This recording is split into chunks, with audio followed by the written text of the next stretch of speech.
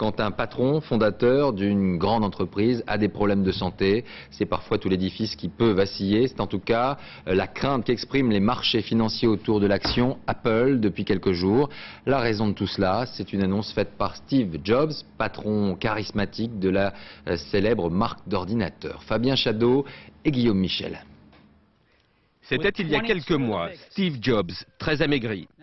À droite, le même il y a 6 ans, avec quelques kilos en plus. Le patron d'Apple dit souffrir d'un déséquilibre hormonal. Il quitte provisoirement l'entreprise pour se soigner. Conséquence, plongeon du titre à Wall Street.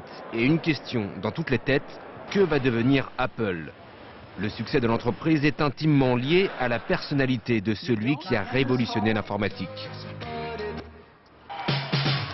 Il y a 30 ans, quand il a 21 ans, Steve Jobs est conscient, et il le dit à l'époque, du fait qu'il est en train de révolutionner la façon dont les hommes vont vivre. Il a inventé l'ordinateur personnel.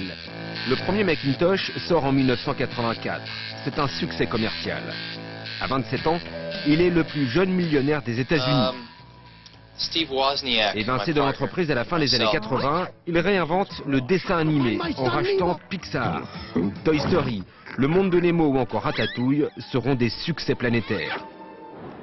Apple est en crise. En 1997, il est appelé à la rescousse.